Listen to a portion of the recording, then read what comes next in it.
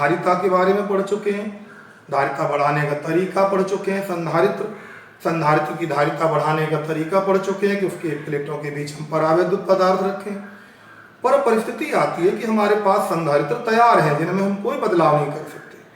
फिर अगर हमको धारिता अधिक करनी है या कम करनी है तो कैसे करेंगे? इसके लिए हम उन संधारित्रों को विभिन्न विधियों से जोड़ते हैं आपस में, जिसे हम कह सकते हैं संधारित्रों का संयोजन। और ये संयोजन मुख्य रूप से दो प्रकार से करते हैं। एक श्रेणी क्रम का संयोजन होता है, दूसरा हमारा समांतर क्रम का संयोजन। इन स्थितियों में क्या परिस्थिति मिलती है इसको देखते हैं। तो हम सबसे पहले बात करते हैं संधारित्रों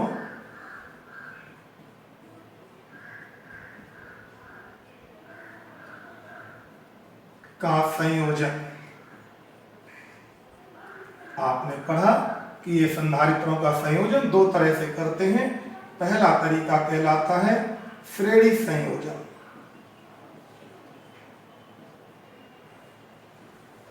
सीरीज कहते हैं इसको, सीरीज क्रम कहते हैं। श्रेणी क्रम, श्रेणी माने सीढ़ी का क्रम। सीढ़ी का मतलब होता है जब हम किसी सीढ़ी पर चढ़ते हैं तो हम पहले पैरदान पे पैर रखेंगे तभी हम दूसरे पे जाएंगे, फिर हम तीसरे पे जाएंगे। जब तक हम दूसरे पे नहीं रखेंगे फिर तीसरे पे नहीं जा सकते। तो इस प्रकार के संयोजन में जितने भी संधारित्र जोड़े जाएंगे उसका सीधा मतलब है कि जो आवेश चलेगा वो पहले संधारित्र में जब जाएगा तब गुजर के दूसरे में जाएगा, तब तीसरे में जाएगा। तो हम मान लेते हैं कि हमारे पास ये कई संधारित्र हैं। संधारित्र का जो प्रतीक है इस तरह ले लेते हैं। मान लेते हैं इसकी धारिता C1 है और इसके संयोजी सिरे हैं ये। अब इसके साथ हमने एक दूसरा संधारित्र इसके आगे जोड़ दिया है जिसकी धारिता C2 है। फिर इसके दूसरे सिरे पर हमने एक तीसरा संधारित्र जोड़ दिया है जिसकी धारिता C3 है। इस प्रकार से जितने चाहो आप जोड़ सकते हो और बाद में हम पहले संधारित्र के स्वतंत्र सिरे को और अंतिम संधारित्र के स्वतंत्र सिरे को एक जगह एकत्रित कर लेते हैं। यह हमारे मुख्य संयोजन सिरे कहलाते हैं। ये हमारे मुख्य संयोजन सिरे हैं। अब हमने यहां पर इसको विभवांतर भी दे दिया जिसके कारण इस चालक के अंदर, इस तार के अंदर Q आवेश संचरित हुआ। तो Q आवेश पहले यहां पहुंचेगा, फिर इसके बाद यहां पहुंचा Q आवेश, फिर यहां से होता हुआ यहां पहुंचा, तब जाके उसने अपना परिपथ पूरा किया। यानी कि जितने भी संधारित्र जुड़े थे सभी में समान आवेश संचरित होकर यहां पहुंचा।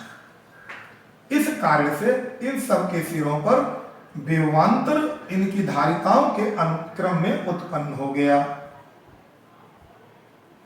ये इस क्रम की खासियत है, सबका विभवांतर इनकी धारिताओं के संगत उत्पन्न हो गया। किंतु इन सभी विभवांतरों का जोड़ कुल विभवांतर V के बराबर रहता है। हम कह सकते हैं कि B बराबर B1 धन B2 धन B3 धन डॉट डॉट डॉट, समीकरण नंबर 1। अब हमने कहा कि अगर ये कई संधारित्र जोड़े गए हैं, जोड़ने के बाद इनको प्रयोग तो एक ही संधारित्र के रूप में किया जा रहा है, यानी ये सब मिलकर के अकेले एक संधारित्र की तरह व्यवहार कर रहे हैं। उस अकेले संधारित्र की जो धारिता होती है उसको कहते हैं हम समतुल्य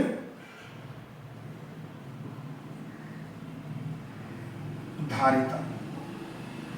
पूरे संयोजन के इक्विवेलेंट जो धारिता है उसको कहते हैं समतुल्य धारिता। मान लेते हैं वो C है। आपने पढ़ा हुआ है कि भाई हमने Q आवेश दिया था इन सबको और सूत्र भी आपने पढ़ा है कि भाई C बराबर तो Q बटे B होता है। तो इससे B बराबर Q बटे C आएगा।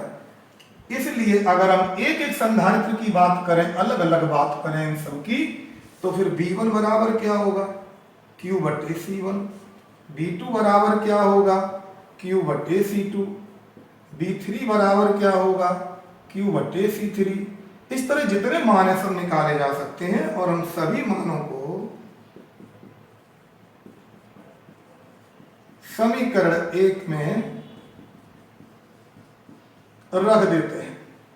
आप पाएंगे Q बटे C बराबर Q बटे C1 धन Q बटे C2 धन Q बटे C3 धन डॉट डॉट Q बटे C बराबर Q कॉमन हो गया 1 बटे C1 धन 1 बटे C2 धन 1 बटे C3 धन डॉट डॉट Q से Q कैंसिल हो जाता है और 1 बटे C बराबर 1 बटे C1 प्लस 1 बटे C2 प्लस 1 बटे C3 प्लस डॉट डॉट आ जाता है। इसका मतलब साफ आया निकलकर कि श्रेणी संयोजन में हम जितने भी संधारित्र प्रयोग करते हैं उनकी समतुल्य धारिता जो है उसका व्युत्क्रम माने बटे व्युत्क्रम जोड़े गए संधारित्रों की धारिताओं के व्युत्क्रमों के जोड़ के बराबर होता है। इसका फर्क क्या पड़ता है? इसका फर्क यह है कि इससे धारिता हमेशा कम प्राप्त होगी हमको। जो सबसे छोटा संधारित्र होगा उससे भी कम धारिता हमको इस संयोजन में प्राप्त होगी। इसका मतलब हमारे पास जो संधारित्र हैं अगर हम उनसे कम धारिता चाहते हैं तो हमें यह संयोजन करना पड़ेगा। आप इसको चेक कर सकते हो एक उदाहरण के द्वारा, एग्जाम्पल के द्वारा। हमने लिया कि C1 बराबर 1 माइक्रोफैरड, C2 बराबर 2 माइक्रोफैरड और C3 बराबर 3 माइक्रोफैरड। इसलिए 1 बटे C बराबर 1 बटे 1 धन 1 बटे 2 धन 1 बटे 3। एलसीएम लिया तो 6 आ गया। 6 धन 3 धन 2 बराबर 6 और 3 9 और 2 11 बटे 6। तो 1 बटे C बराबर 11 बटे 6 है, तो इसलिए C बराबर हो गया 6 बटे 11 बराबर 0.11 पंजे 55 और 11 चौकू 44 और फिर 11 पंजे 55 माइक्रोफैरड। यानी सबसे छोटा संधारित्र था जिसकी धारिता 1 माइक्रोफैरड थी, उससे भी कम धारिता हो गई हमारे संयोजन की। इसका मतलब इसका प्रयोग हम धारिता को कम करने के लिए करेंगे। अब बात करते हैं दूसरे संयोजन की। हम दूसरा संयोजन का जो तरीका है उसे कहते हैं समांतर संयोजन।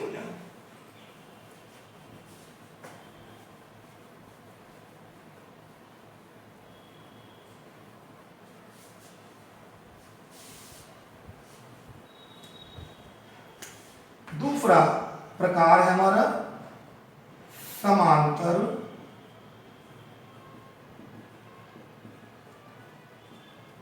संयोजन। इस संयोजन में हम जितने भी संधारित्रों को जोड़ना चाहते हैं सबके, सपोज ये हमारा संधारित्र है जिसकी धारिता C1 है, एक ये दूसरा संधारित्र है जिसकी धारिता सपोज C2 है, एक ये तीसरा संधारित्र है जिसकी धारिता सपोज C3 है। क्या करेंगे, सबके धन सिरे जो थे, ये देखिए धन सिरे एक साथ एक जगह जोड़ देंगे और जो ऋण सिरे हैं वो सबके एक साथ एक जगह जोड़ दिए।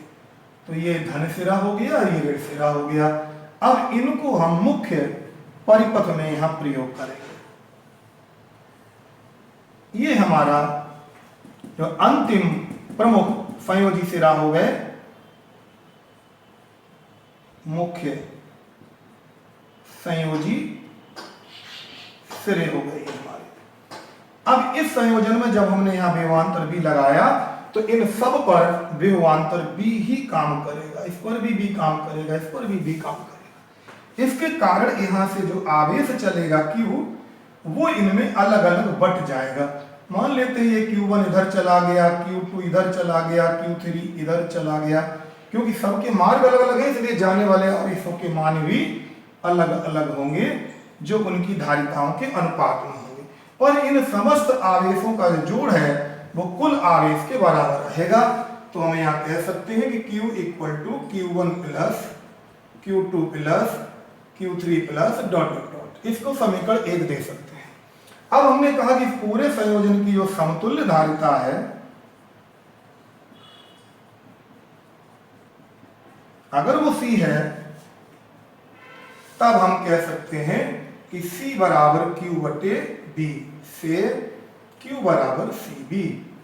इसलिए Q1 बराबर C1V, Q2 बराबर C2V, Q3 बराबर C3V। और भी मान इस तरह निकाले जा सकते हैं। समीकरण 1 में मान रखने पर, यहां मान रख देते हैं सबके, CV बराबर C1V plus C2V plus C3V dot dot. B common हो जाता है, यहां पर कोष्टक में आ गया C1 धन C2 धन C3 धन डॉट डॉट। B से B कट गया तो C बराबर आ गया C1 धन C2 धन C3 धन डॉट डॉट। यानी कि आपने देखा कि इस संयोजन में जितने भी संधारित्र प्रयोग किए गए हैं उन सब की धारिताओं का जोड़ कर दें तो हमको समतुल्य धारिता प्राप्त होगी। इसका मतलब जब जोड़ करेंगे तो प्राप्त होने वाली धारिता हमेशा जोड़े गए संधारित्रों की धारिता के मान से अधिक होगी। इसका मतलब इस संयोजन का प्रयोग हम कब करेंगे? जब हमें दिए गए संधारित्रों से ज्यादा धारिता चाहिए हो, तब इसका प्रयोग करेंगे। आप समझ सकते हैं कि हमने C1 को 1 माइक्रोफैरड ले लिया, C2 को 2 माइक्रोफैरड ले लिया, C3 को 3 माइक्रोफैरड ले लिया। अब तीनों को यहाँ जोड़ेंगे तो 1 धन 2 धन 3 कितना हो गया? 6 माइक्रोफैरड हो गया। प्रयोग किया था वो मिनिमम कितना था? 1, और अधिकतम कितना था? 3, और मिलेगा कितना?